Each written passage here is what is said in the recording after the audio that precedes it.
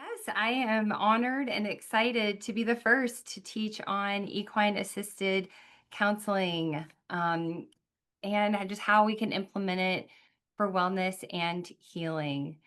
My name, as Dr. Dara said, is Loren Startup. And these right here, these 7 horses I'm going to mention throughout the presentation. And I really want you to get a sense of what equine assisted counseling is like, because that's the number one question I get. What does it look like? It's great to know all the scientific backing and the beauty and the wonderful magic of equine assisted counseling, but what does it actually look like? So by the end, you will absolutely have an understanding of what a session or what it could look like. All right. So, just a little bit about me. I went to the University of Georgia for my undergrad and then Liberty University for my master's in clinical counseling. I was on the NCAA Division I equestrian team. My husband played baseball there, and he had a very successful career. So, we joke that I'm the same. We're both Division I athletes, even though his sport was a little more well known.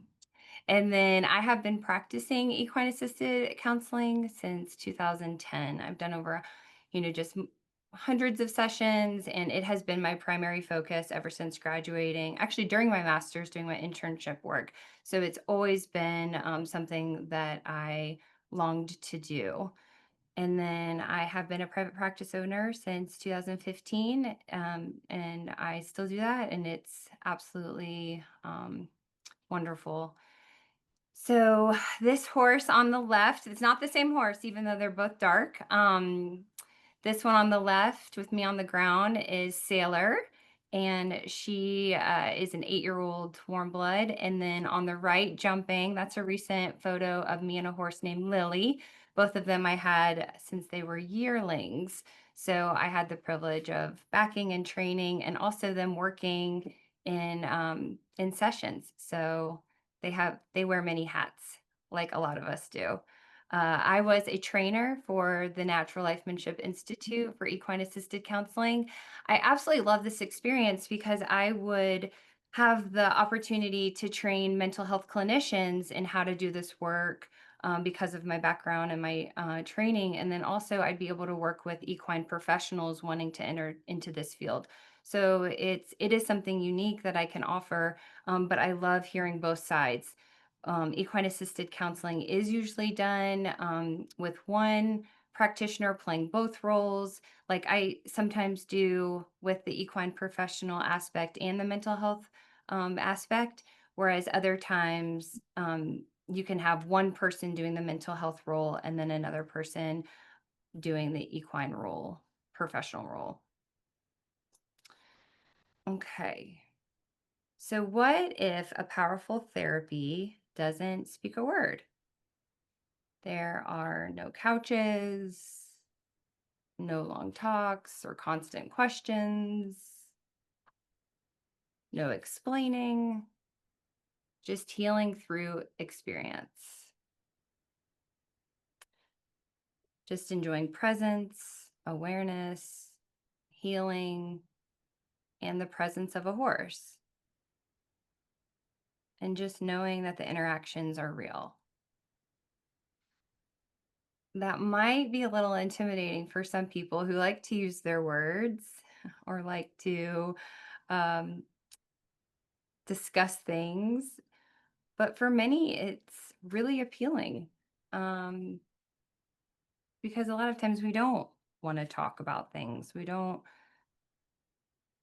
want to relive past traumas or have to explain it with words.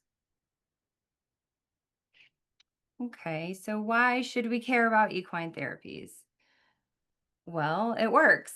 It's very effective. I'll go over some of the research as to what exactly the research indicates, but it works and it's helpful, especially for populations like trauma survivors, veterans, first responders, kids, and teens.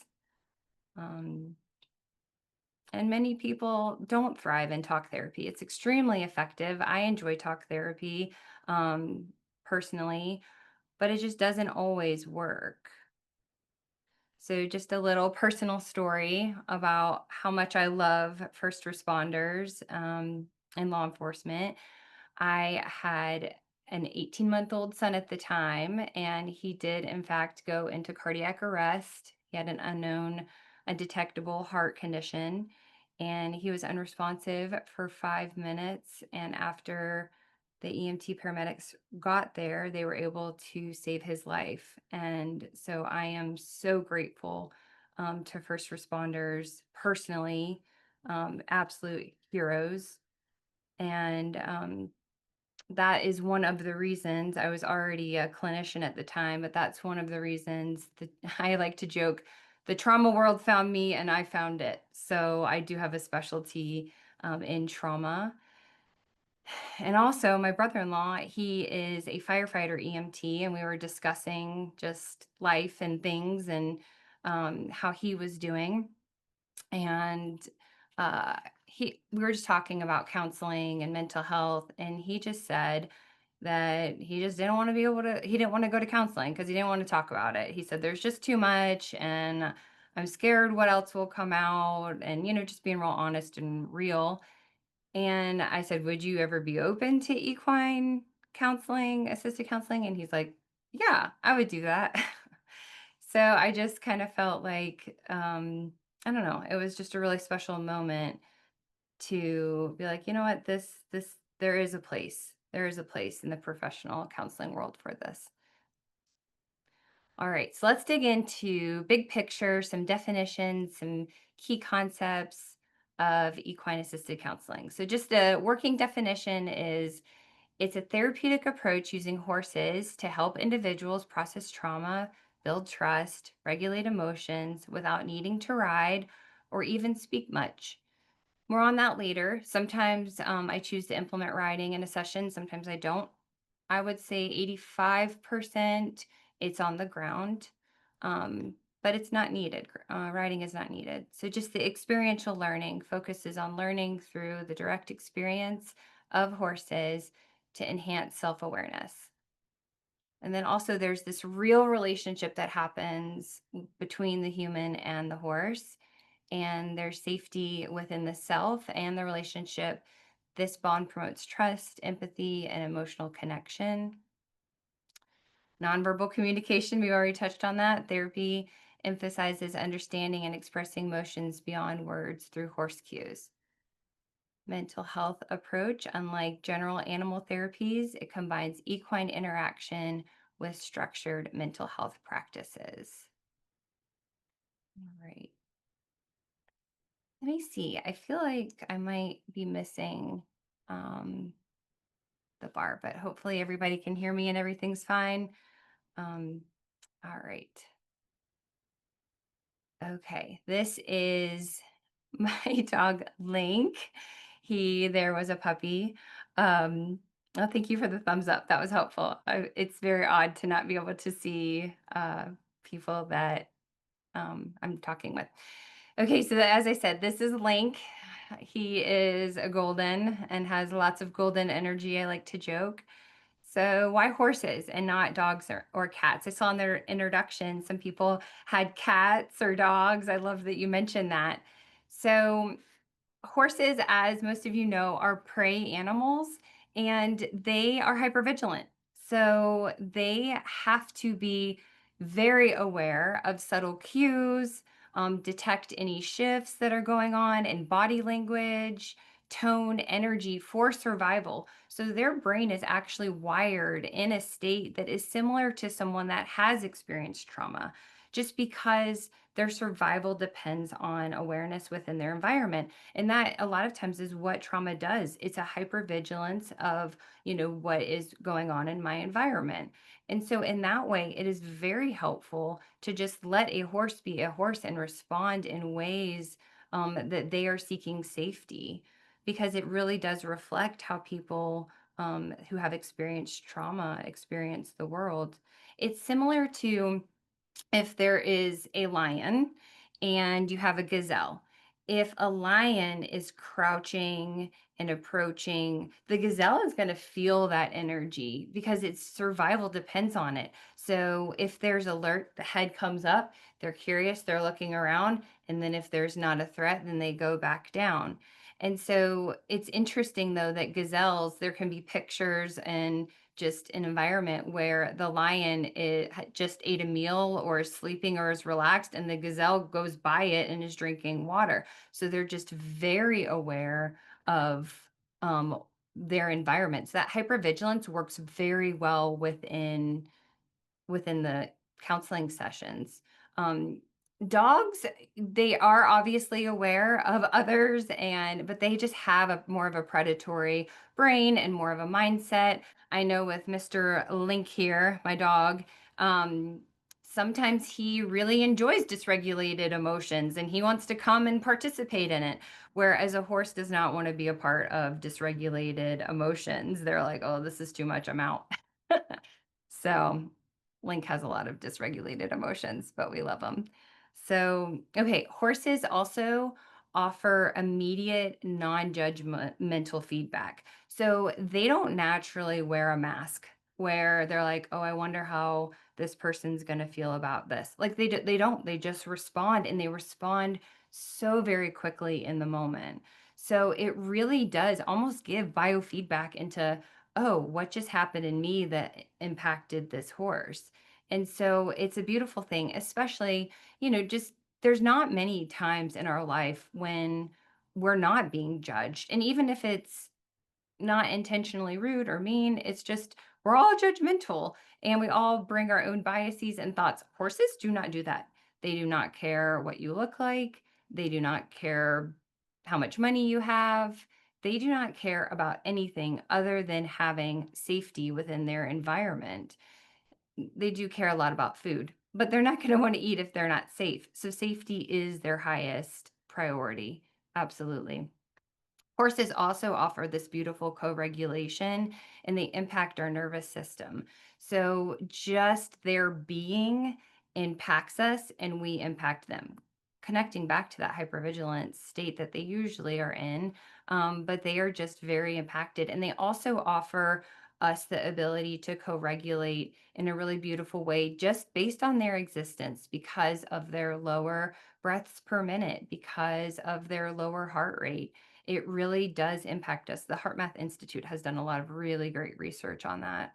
Um, Also, horses give us the opportunity to be outside and to have this multisensory grounding that we can do with them and with the environment. It can be just, touch. Touch is a big thing with equine assisted counseling.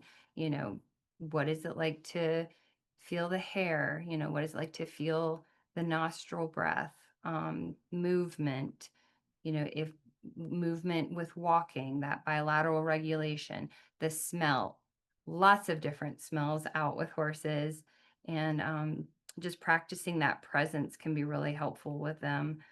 And you can obviously do this with other animals as well, but it is helpful within the sessions to be with the equine horses.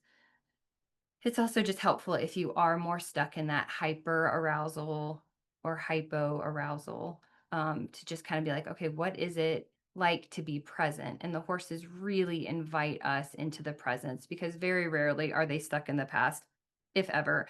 And then they're not typically thinking about the future. They are very present animals. Um, and then also, it just allows us to not have defenses with our intellect. I joke about this a lot of times. If I have therapists that I'm working with within a session, they can't use their greatest tool, which is talking. So it kind of drops that a bit. It drops the defenses of being able to use words. And of course, we want to use words, but sometimes it can be a bit of a hindrance.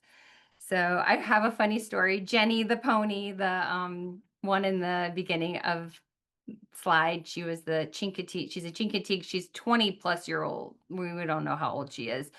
But if people would start talking a lot in the sessions, just kind of just talking, and they would disconnect maybe from the environment or being present, she would just ever so slowly step on their foot. So it was just this response that was like, I'm not quite sure why you're talking so much, or you're not really here. And she was stepping on her foot. Of course, she was a pony, so and she didn't have on horseshoes, so it wasn't a pain issue or problematic, but it was just kind of an awareness to go, wow, she's really picking up that we're not grounding. And then it would be an indication that, okay, what are we talking about that's not allowing us to be present? So that was just kind of a fun little story. A dog could step on your foot, but it wouldn't be probably as impactful. Okay, so how AEC, equine assisted counseling, helps in real life. So it absolutely helps um, PTSD and trauma recovery. It sounds like you guys are going to have an amazing presentation. I can't wait for next about this. And horses help process nonverbal trauma. I know that there was one client I had, she came and her goal was to be able to process for the first time ever some childhood sexual abuse. And she came out and worked with a horse named Lily, and Lily from jumping earlier on. And it started off that she wanted to just be able to be with Lily and kind of think about the trauma and kind of process it a little bit and name the person for the first time. And I stepped back. I wasn't a part of it. And then she was able to just through brushing and grooming to be able to process it with the help of this horse and through, just the rhythmic brushing.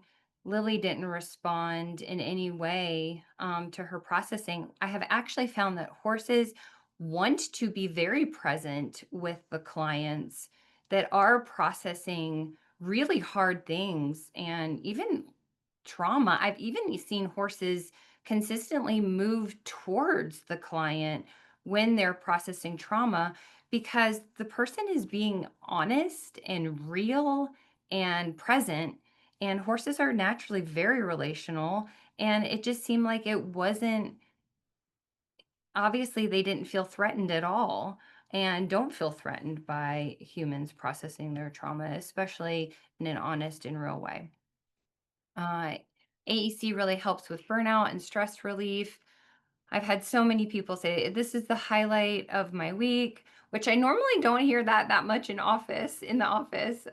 Clients say that, but it was just it's a wonderful place to be when you have that mindful engagement, when you are in the presence of a horse and practicing this grounding orientation mindfulness.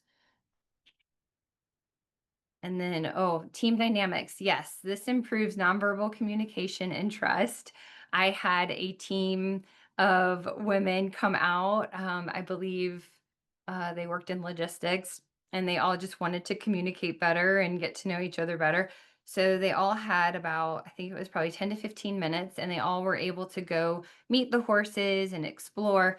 And every single person was doing something entirely different.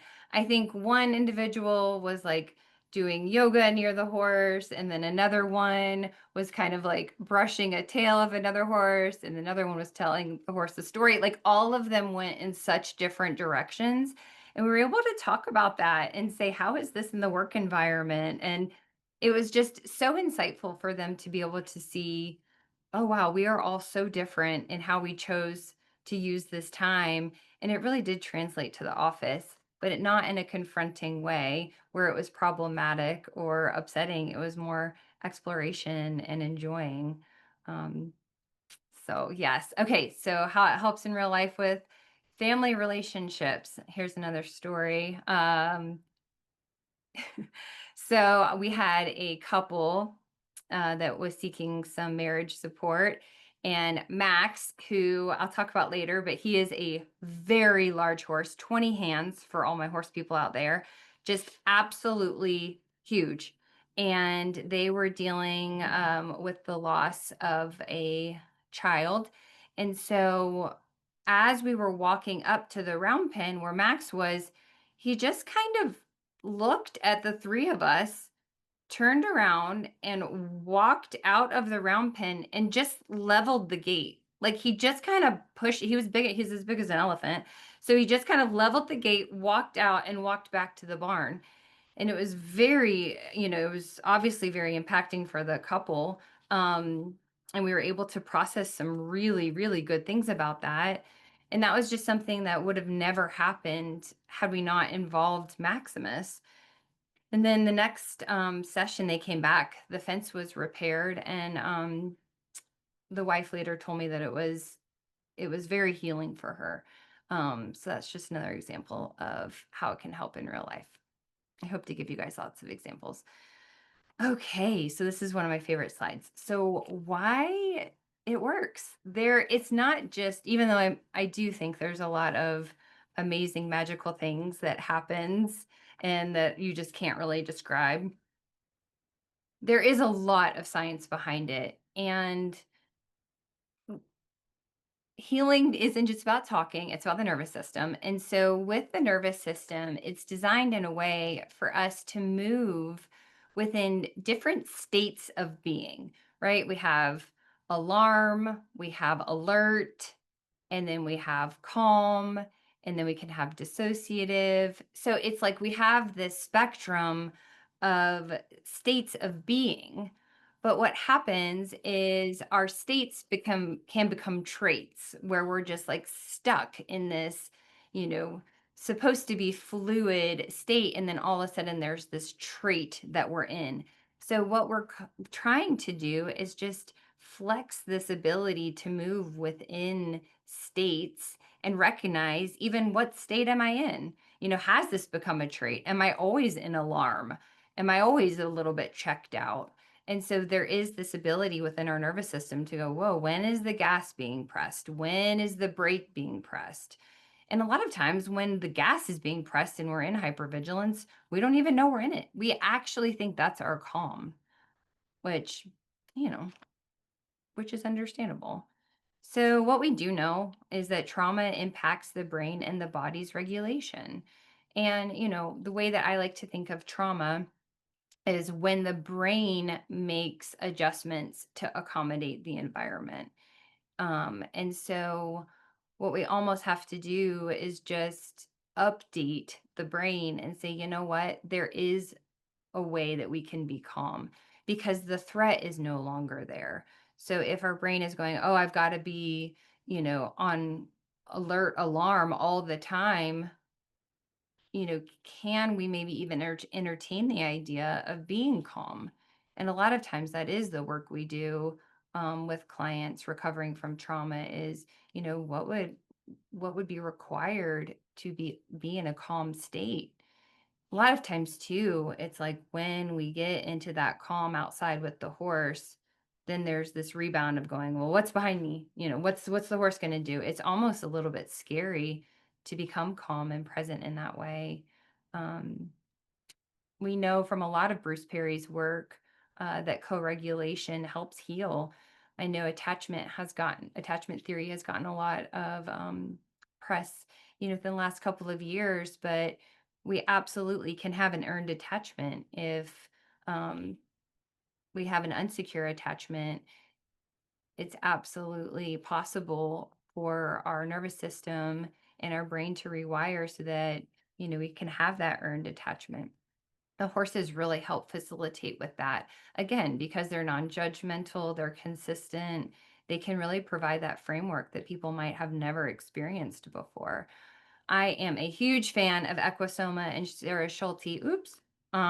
She has created a program called Equisoma, and it really pairs somatic experiencing with equine assisted counseling, and it integrates the neuroscience, the trauma theory, and the horsemanship.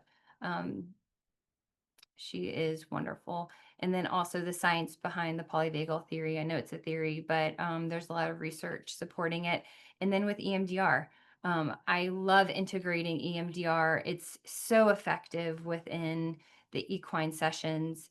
It's a little bit more rare that I do EMDR on horseback, and it's mostly just a logistics thing. Does the client, is it needed? And then also, is there comfort, safety within the relationship that the client is working with that horse? Would I, as the clinician or equine professional, feel that um, I could pick up on the horse's comfort and window of tolerance, and then the clients, because there's just a lot happening within that. I'll give you another example of what EMDR could look like within um, the session. So I had a client who was going through a loss, I'll say, and was was unable to move past it.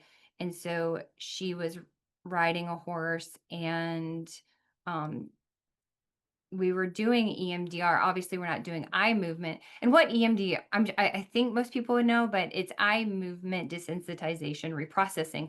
So you're using the bilateral stimulation to reprocess and help your brain be updated and just process what it's been through. And then the reactions typically lower, like your somatic heightened responses usually do lower after EMDR. It's very effective. I'm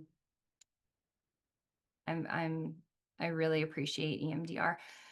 So the client was on the back of the horse, and we had a equine professional walking the horse. I was by her, and as we were walking, she was just able to not use words, but I would just ask, um, you know, are you okay? Do you want to continue? And we would just walk about 20 steps, and then we'd pause, and then she would say she wanted to keep going, and just tears streaming down her face.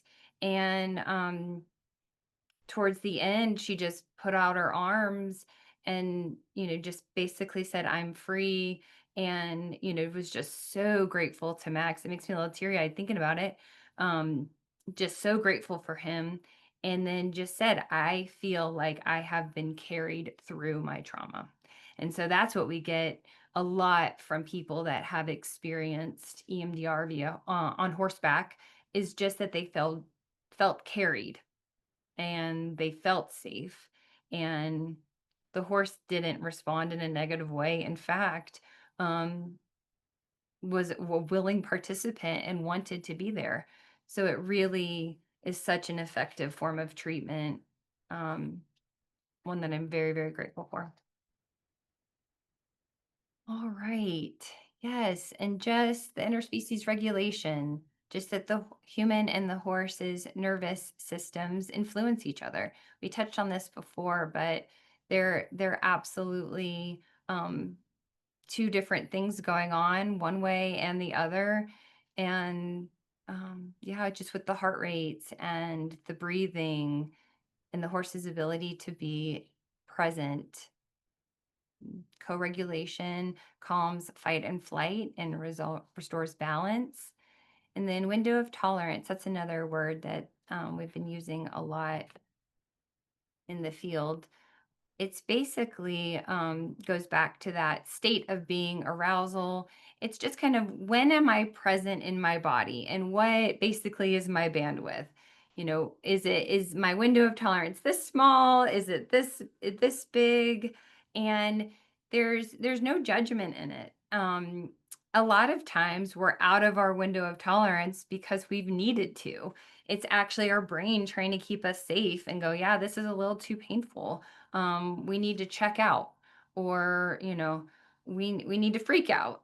And so what the horses do is it just gives us a window into when we're out of our window of tolerance. So they give us a window into our window of tolerance, and then also we can work on it. Like, do we need to back off?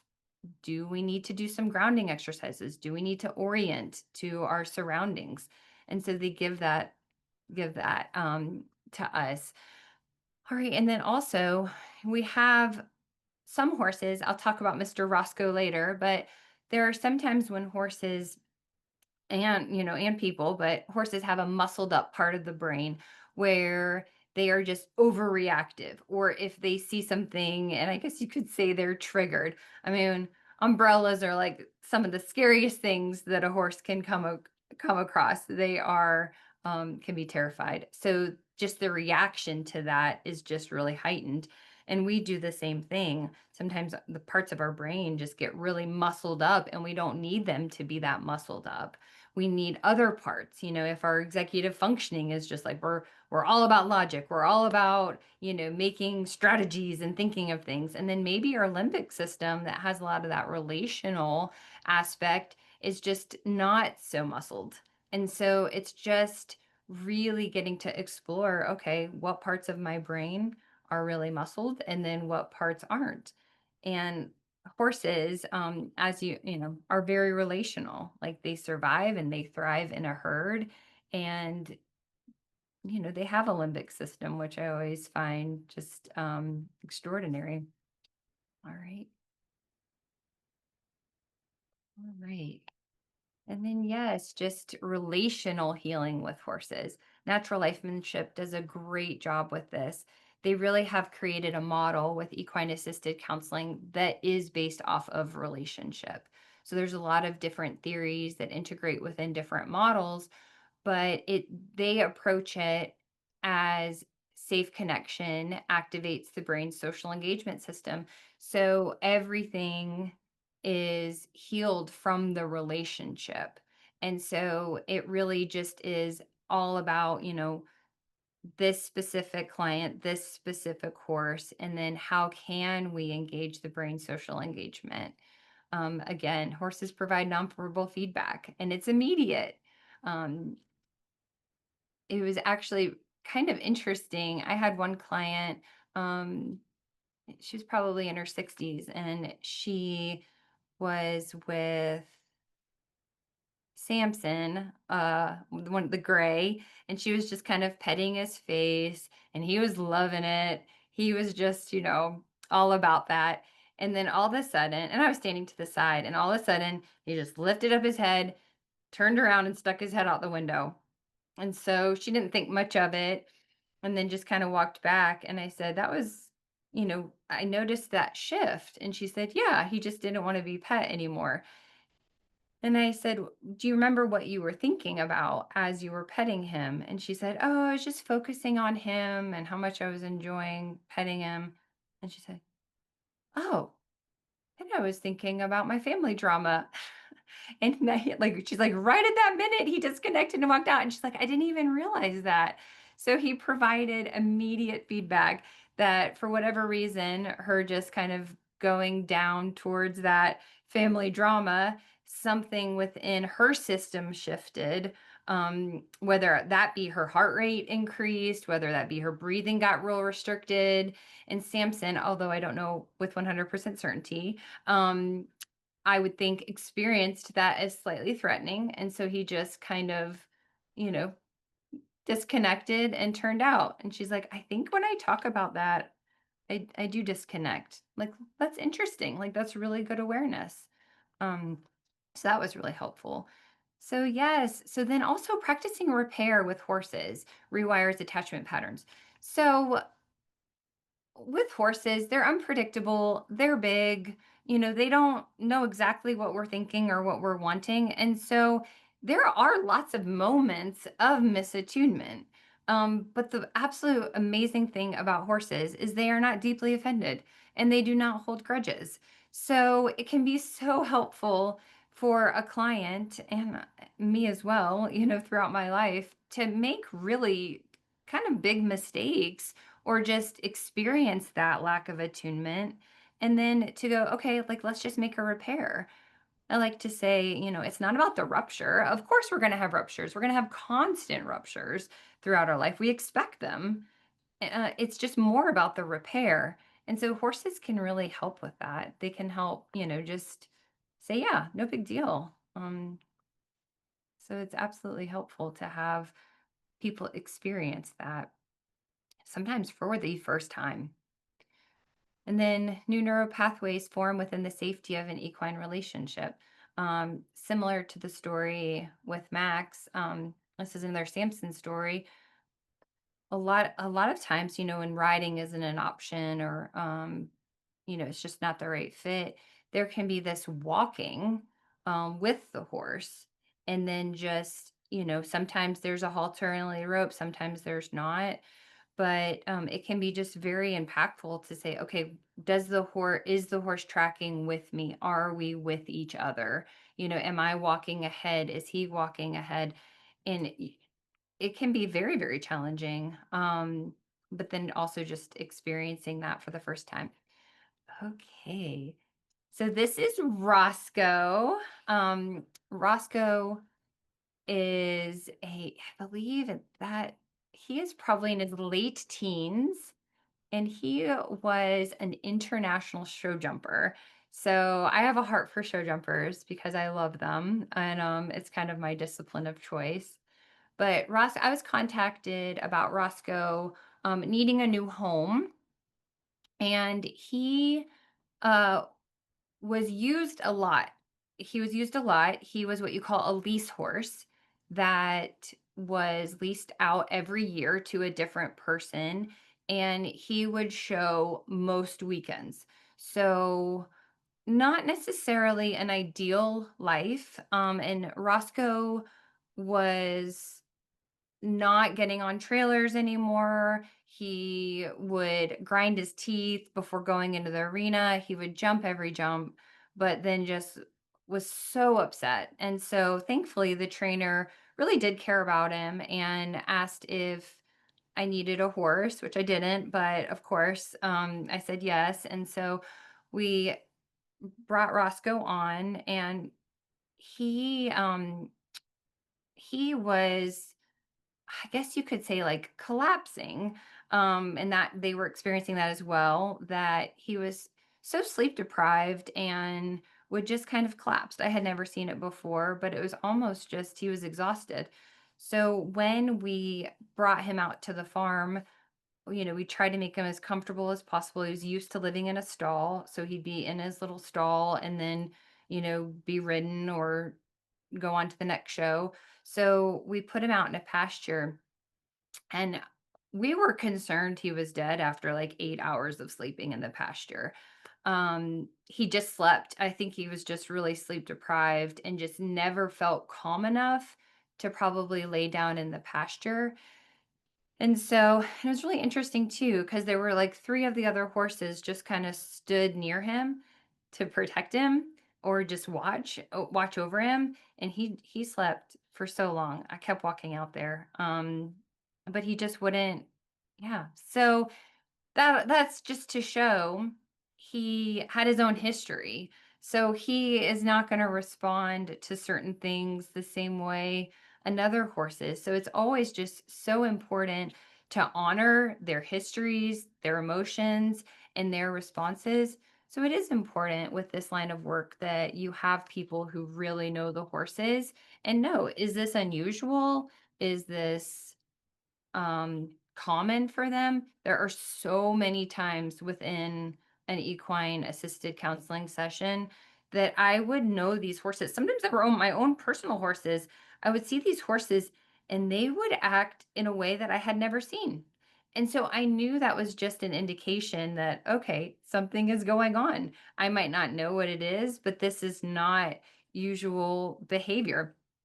And Roscoe in one session, I remember him like just excessively like wanting to lick the client. Like it was just and like you see his mouth resting there. Sometimes he wouldn't want to lower his head, so he would just kind of rest his head on the windowsill. And then yeah, just a very unique horse.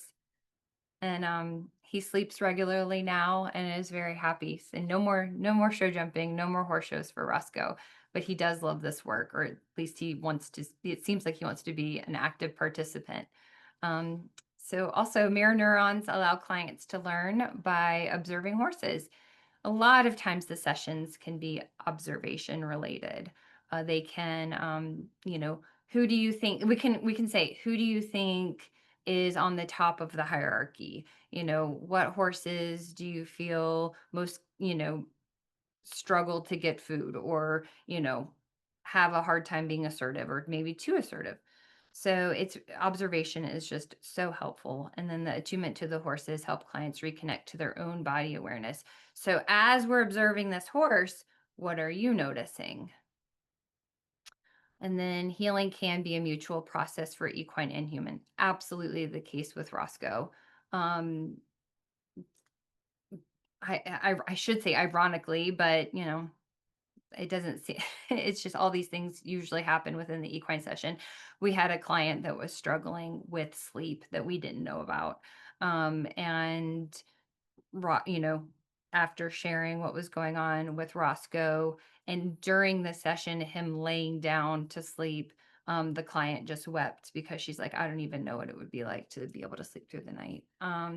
So things like that can just be extraordinarily healing. All right. And then there's so much research. I mean, there is some limitations within the research just because a lot of the sample sizes or the participants within the studies are smaller. But just these three I felt like would be helpful for you all to see. 83% of first responders reported reduced emotional reactivity, 74 showed improved communication and relational trust, and then 92% said they would recommend it to their peers. So, very encouraging statistics. When I first started in this field, it was in its infancy stages, not a lot of research. And so I'm grateful over the 15 years that now we do have um, research indicating and showing, revealing how helpful it is. Okay, so practical implementations and session structures. I feel like I've been trying to give you some insights, but there's a lot of times when people are just like, how does this look in practice? Especially people wanting to do this work. How do I do it? You know, what are the steps? What are the exact things I need to say? And the truth is you can't be scripted. I guess you could have frameworks, but you just can't be scripted because every time you plan or you think it's going to go how you think it should, it doesn't. So you really just have to go with the flow and be present with the horse and the client. And then also there's real flexible environments, pasture, arena, trail. It is all up to basically just your location and your horses. And then it can also involve grooming, leading, observing, what we mentioned before. And then with modalities like EMDR, somatic tracking, communication, practice, and then just that it all unfolds so differently. So, to give you another example of how one horse can be so different with two different clients, I'll just kind of share about how it goes. Just a little bit of history about Redmond.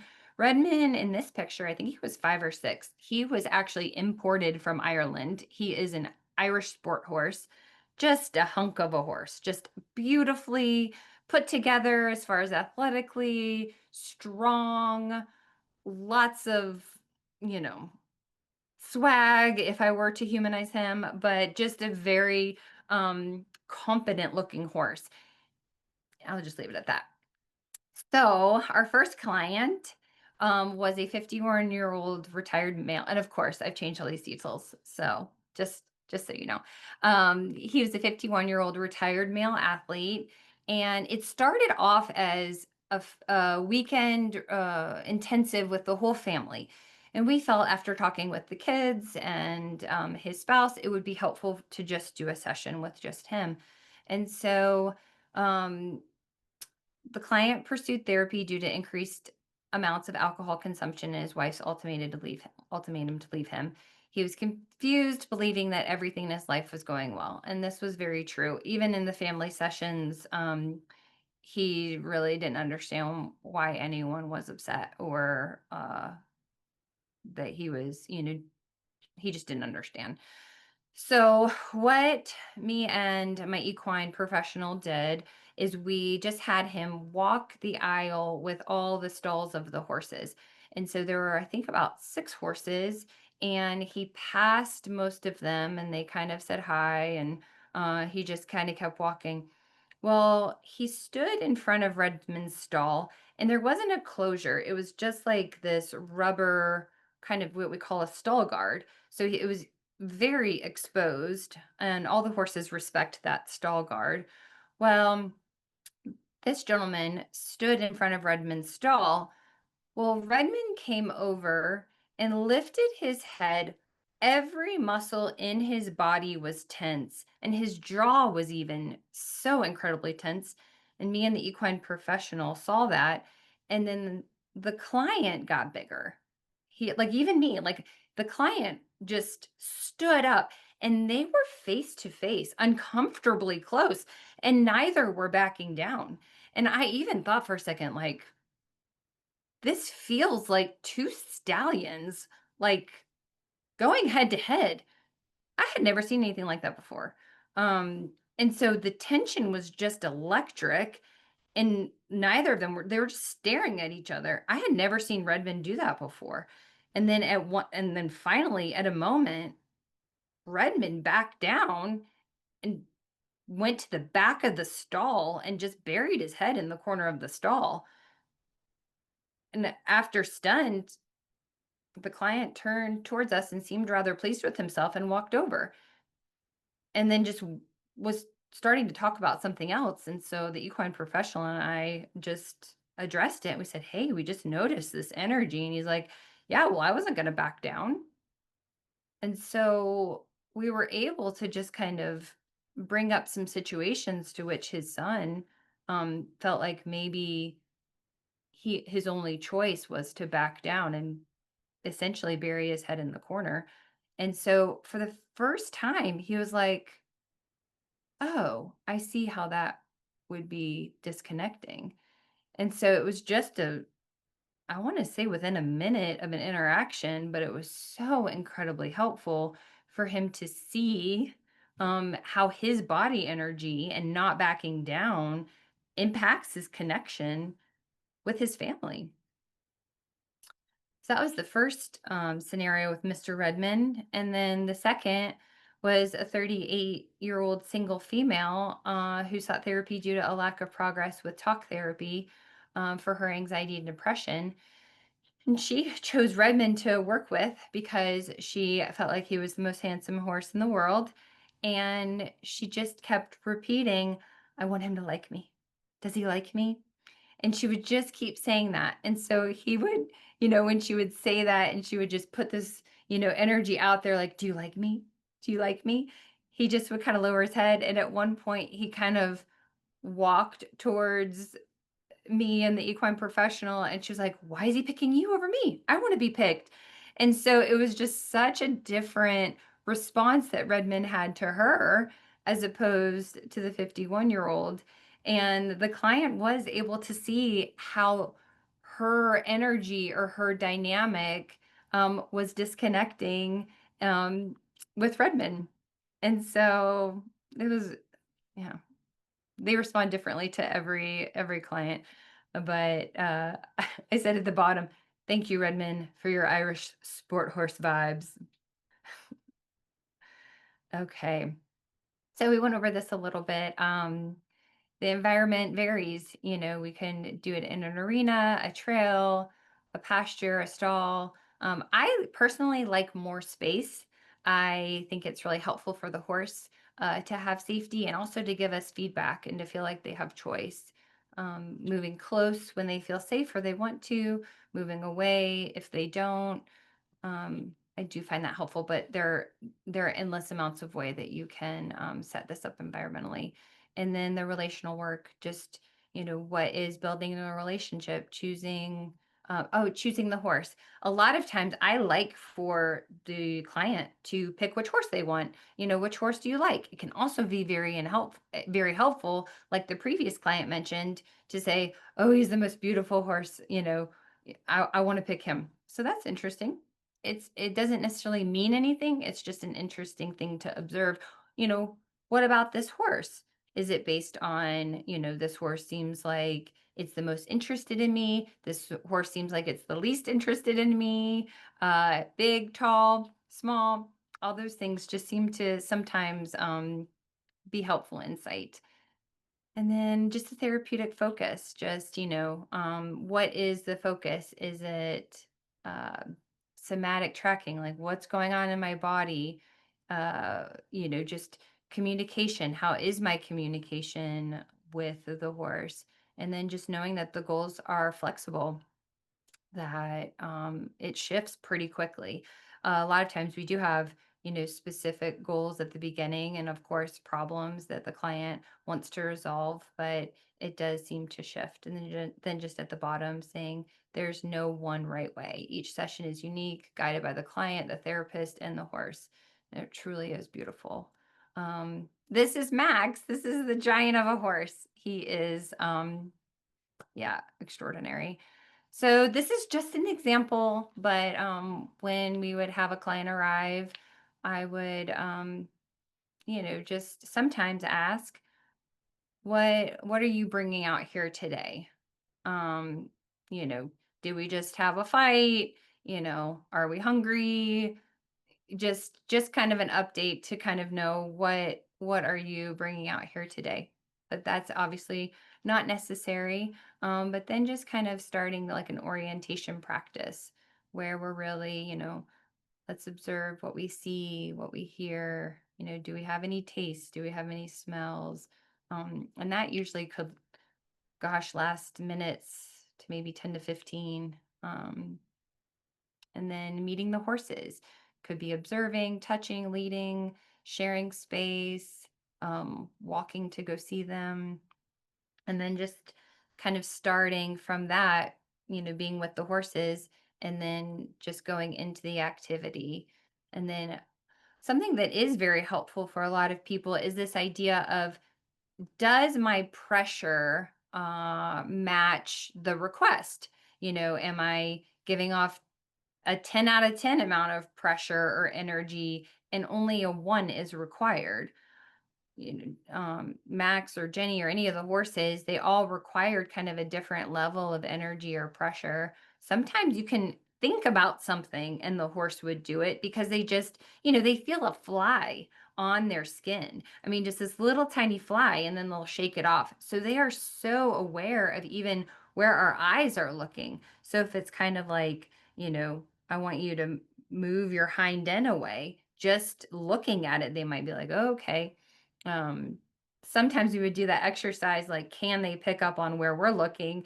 And a lot of times Roscoe sometimes would be like, get that away. Like he would brush it away like it was a fly when we were looking at his hind end, right where we were looking, his tail would kind of hit it. That just kind of shows how sensitive and attuned they truly are. Oops. And then just processing and reflecting, just like I did with the one client who, the horse disconnected when she started thinking about, her family drama. Just kind of like, yeah, what do you think about that? You know, just reflection. And there's just no judgment of what's right or wrong. It's just kind of going, with your response, you know, what are you noticing? And then just the closing and integration. Like, we definitely want to leave on a good note. Containment exercises, like, let's leave everything out here. Um, and yeah, definitely make sure that we end in a calm presence. Okay. I know I have to be careful of my time. I get pretty passionate about this topic, but I did want to just give you guys a little glimpse into what a session is like. So if we could just take a minute, maybe just take a couple of breaths and just look at this picture. I didn't realize I highlighted Max so much in this presentation, but this is Max. I believe Sailor is behind him. This was an early morning, going to get them to feed them. But just put yourself in this picture. Just picture yourself walking to the gate and see if you're picking up on anything within your body.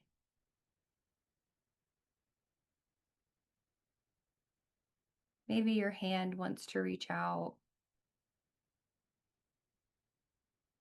Maybe you're nervous.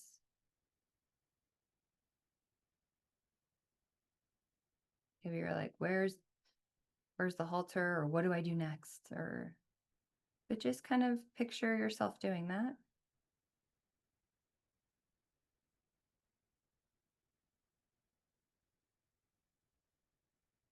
And then what is your breath doing?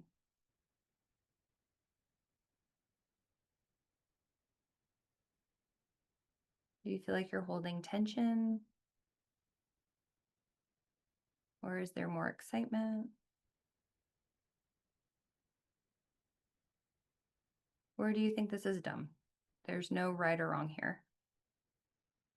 It's just noticing your body's response to thinking about being in this scenario with Maximus.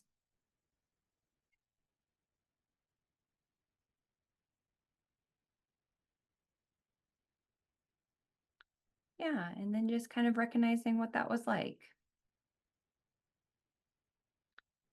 It's a lot of slowing down, a lot of awareness, a lot of reflection. Mm, yep. All right, and then moving on. This is Sailor. Common concerns, myths, and facts. Okay, so this is kind of concerns about equine assisted counseling. I have no knowledge of horses. That's totally fine. No prior experience is required, and you'll be guided throughout the entire process. So we kind of like it's absolutely no problem with no horse experience. In fact, it can be helpful sometimes. And then is riding necessary? Nope, it's optional. What if I'm afraid of horses? Your safety is the top priority, and and you control the pace of your engagement. So the being afraid of horses actually can be really helpful and insightful. What do we do to keep ourselves safe? You know, can we slow it down? Absolutely. So it's almost just like that can help with agency and healing to go, yeah, I don't want to do anything that I don't feel safe with. Yes, that's great. That's good. This seems unusual. Yes, I understand that. Not your typical counseling session, but it's well supported and there is a lot of research to support it being helpful. And then what if the horse doesn't connect with me? Horses genuinely respond to your energy and emotions. And again, like I mentioned before, repair, horses are not judgmental. And so if there is a disconnect, we'll explore it, and that will probably be a crucial part to your healing.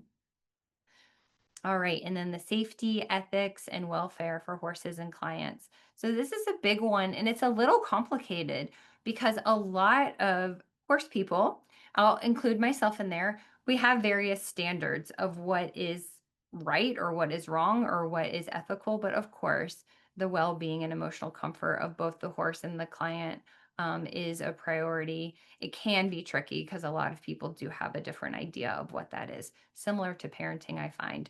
But obviously, their well-being is absolutely important as well as the client. It is tricky sometimes to say, who is the priority? Is it the horse? Is it the client?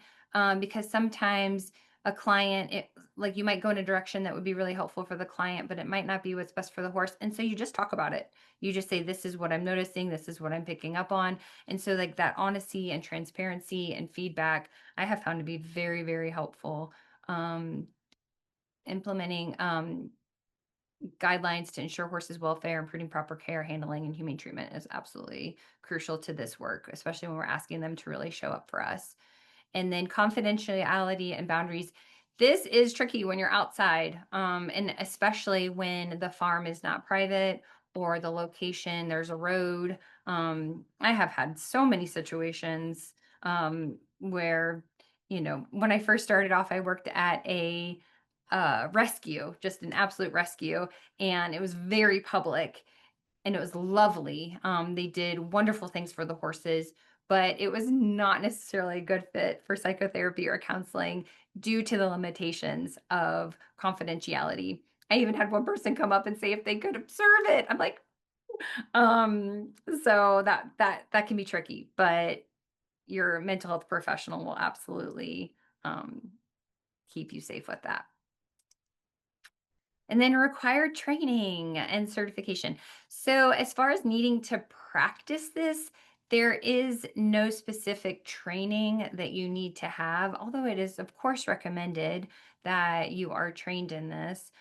There's no one governing body over it. There's many, many, many different programs and groups that like certification, like offer certifications, but it is there's no one governing body. The tricky thing with this field is that of course, insurance is needed, but insurance companies have a hard time defining this. And so they usually will want some form of um, horse training for you to prove that you're a professional. And so that piece can be a little bit tricky and annoying, but it's getting better. We're on the right track. How can a prey animal like a horse, which I guess by definition I would think would be more anxious as an Hmm. animal, how, Hypervigilant, yes. right, hypervigilant, and which I don't know if that would be considered anxious or not, but how does that help somebody who is hypervigilant or anxious as Oh, well? yeah, absolutely great. So horses typically do shift quickly within their states of being. So if you have a horse that is more reactive, they will shift back to calm when they feel safe. So if they have an environment that is calm and safe, even if they do kind of like look up and are concerned or worried, they will come back down. And so that shifting can really help someone who is more in a constant state of anxiety or anxious, be able to kind of say, okay, what helps us bring back to that calm state? So that's one way. And then other kind of exploring ways that helps the horse. Is it grazing? Is it walking? Is there something in the environment that is threatening?